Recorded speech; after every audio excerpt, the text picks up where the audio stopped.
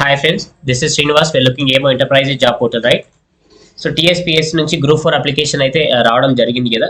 So వాటికి సంబంధించి application process full step by step అయితే మనం ఇప్పుడు తెలుసుకోవచ్చు, రైట్? సో టీఎస్పీఎస్సీ అఫీషియల్గా మనం సెర్చ్ చేసినప్పుడు Telangana state public service commission ఈ విధంగా రావడం జరుగుతుంది, రైట్? ఇక్కడ అప్లికేషన్ ఫర్ గ్రూప్ 4 సర్వీసెస్ అని ఉంది కదా. సో స్టార్టింగ్లోనే ఫస్ట్ ఆప్షన్.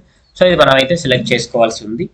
ఇక్కడ first TSPSC ID and date of birth కొట్టాలి. టీఎస్పీఎస్సీ ఐడి అంటే ఏంటి అంటే, సో దీనికి ముందు గ్రూప్ 4కి ముందే ఓటీఆర్ వన్ టైం రిజిస్ట్రేషన్ మనం చేసుకొని ఉండాలి. ఒకవేళ ఇంతవరకు చేసుకోకుంటే న్యూ రిజిస్ట్రేషన్ చేసుకోవచ్చు. అండ్ అదేవిధంగా అంతకుముందు ఇక్కడ ఉంది కదా న్యూ రిజిస్ట్రేషన్ ఇంతకుముందు ఒకవేళ ఓటీఆర్ చేసుకోకుంటే ఎప్పుడు ఒక 2-3 ఇయర్స్ బ్యాక్ అయినా సరే, ఒకవేళ అంతకుముందు ఒకవేళ చేసుకున్నట్లయితే 2017-18లో చేసుకున్నా కూడా సో ఎడిట్ ఓటీఆర్ అని అప్లికేషన్ చేసుకోవచ్చు. ఎప్పుడంటే మీ దగ్గర టీఎస్పీఎస్సీ ఐడి ఉన్నప్పుడు. ఒకవేళ టీఎస్పీఎస్సీ ఐడి లేకుంటే ఇగో ఇక్కడ మనం ఇక్కడనే ఆప్షన్ అయితే ఉంది కదా. సో వెబ్సైట్ తీసుకొని ఈ విధంగా రావడం జరుగుతుంది. ఇక్కడ నో యువర్ టీఎస్పీఎస్సీ ఐడి అని కొడితే ఇక్కడ Aadhaar number and date of birth కొడితే సో మీ టీఎస్పీఎస్సీ ఐడి అయితే ఉంటుంది. ఒకవేళ మీకు ఉందో లేదో చెక్ చేసుకోవచ్చు కూడా, direct Aadhaar number and date of birth కొడితే రావడం అయితే జరుగుతుంది, రైట్? సో ఒకసారి మనం ఏ విధంగా అప్లికేషన్ చేసుకోవాలో ప్రాసెస్ అయితే చూద్దాం, రైట్? ఇక్కడ క్లిక్ చేయగానే ఈ విధంగా రావడం జరుగుతుంది. సో టీఎస్పీఎస్సీ ఐడి అంటే ఓటీఆర్ అంటే ఈ విధంగా ఉండడం జరుగుతుంది. సో టీఎస్పీఎస్సీ అంటే ఇక్కడ ఉంది కదా. సో దీన్ని మనము ఇక్కడ ఎంటర్ చేయాల్సి ఉంటుంది, రైట్?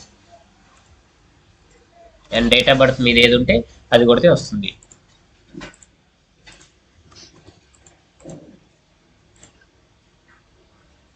సో ఇది కొట్టిన వెంటనే మనకి ఓటీపీ అయితే రావడం జరుగుతుంది, రైట్?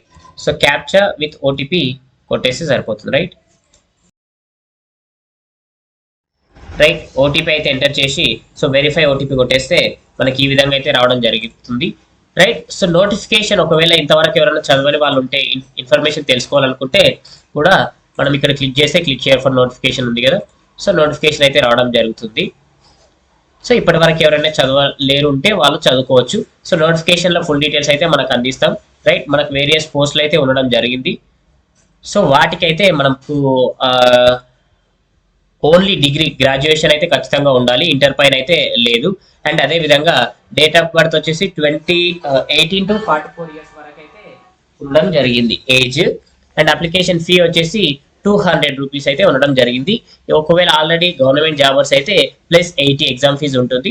సో 280 రూపీస్ అయితే అప్లికేషన్ ఫీ అయితే ఉంటుంది, రైట్? సో టీఎస్పీఎస్సీ ఐడి మనం ఇంతకుముందు ఓటీఆర్ చేసినాం కాబట్టి సో అక్కడ నుంచి అయితే ఫుల్ డీటెయిల్స్ అయితే మనకు రావడం అయితే జరుగుతుంది, రైట్? ఈ విధంగా సో ఓటీఆర్ అయితే కరెక్ట్ చేసుకుంటే సో మిగతా డీటెయిల్స్ అయితే కరెక్ట్ అయితే ఉంటాయి, రైట్? మన డిస్ట్రిక్ట్ అండ్ మండల్ ఏది ఉంటే అది కొట్టేసి సరిపోతుంది.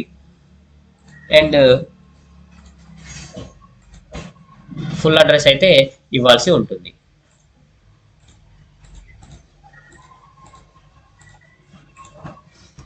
Right? House number and village and mandal.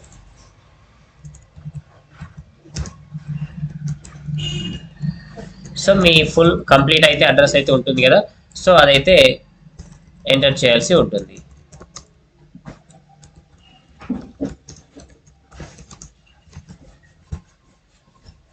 And అదేవిధంగా సో ఎగ్జామినేషన్ తెలుగు అండ్ ఇంగ్లీషా అండ్ తెలుగు అండ్ ఉర్దా మీరైతే సెలెక్ట్ చేసుకోవాల్సి ఉంటుంది, రైట్? సో మీ డిగ్రీలో ఏ గ్రూప్ ఉందో ఆ గ్రూప్ అయితే ఎంటర్ చేయాల్సి ఉంటుంది, రైట్? సో మీది డిగ్రీలో ఏది ఉంటే అదైతే సెలెక్ట్ చేయాల్సి ఉంటుంది.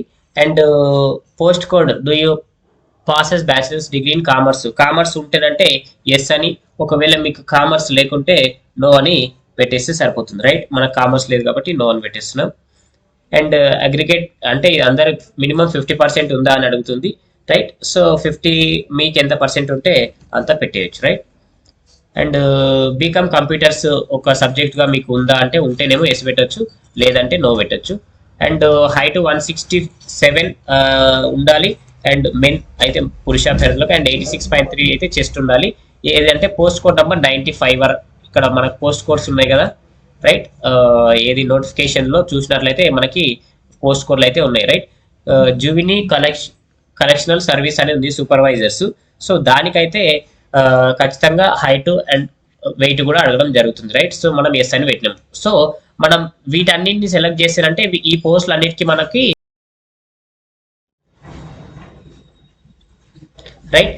సో ఒక పోస్ట్ కాదు 1 2 3 4 5 మినిమం ఒక 10 వరకు అయితే అందరికైతే ఉండడం జరుగుతుంది, కేవలం ఒకటి కాదు మనకి, ఎందుకంటే వేరియస్ పోస్టులు ఉండడం వలన. సో ఇక్కడ మీ డిగ్రీ డీటెయిల్స్ ఉన్నాయి కదా, సో ఏవైతే ఉన్నాయో అవైతే ఎంటర్ చేయాల్సి ఉంటుంది. అండ్ అదేవిధంగా డేట్ ఆఫ్ పాస్, ఒకవేళ date of pass only month and ఇయరే ఉంటుంది చాలా మందికి, సో డేట్ ఒక 10 or 15 ఏది పెట్టినా కూడా నో ప్రాబ్లం, రైట్. సో మీరు చదివిన కాలేజ్ నేమ్ ఏది ఉంటే సో అదైతే ఎంటర్ చేయాల్సి ఉంటుంది.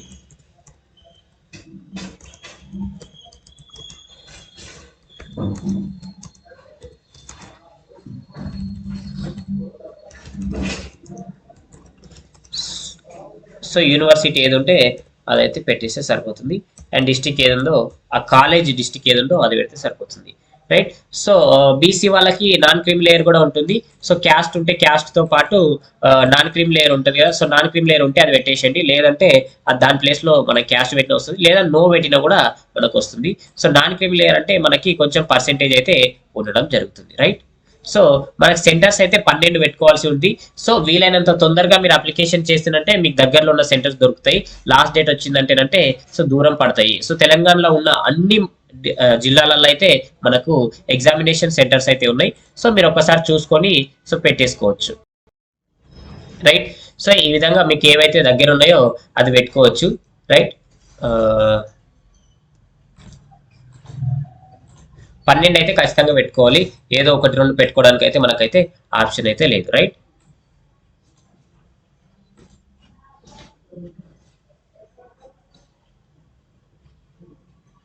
సో మీకు నియర్ బై ఏది ఉంటే అదైతే పెట్టుకుంటే బెటర్ అండి.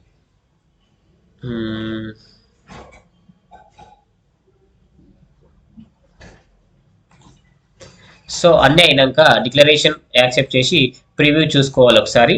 సో మీరైతే ఫస్ట్ నుంచి చేసింది కదా, ఓటీఆర్లు ఏమైనా తప్పులు ఉన్నా కూడా ఇప్పుడు ఇక్కడ చూసుకోవచ్చు. మీ అడ్రస్, తర్వాత మీ బోనోఫైడ్స్ ఫస్ట్ నుంచి, అండ్ స్కూలు, అండ్ రిలాక్సేషన్ ఏమైనా ఉందా, తర్వాత మీ గ్రూప్, వీటన్నింటినీ ఫుల్ డీటెయిల్స్ పెట్టేస్తే తర్వాత సేవ్ అండ్ కంటిన్యూ పే కొట్టేస్తే సో మీ debit card or credit card ఏది ఉంటే అదైతే తీసుకుంటే సరిపోతుంది, రైట్. Make payment కొట్టేసేయాలి.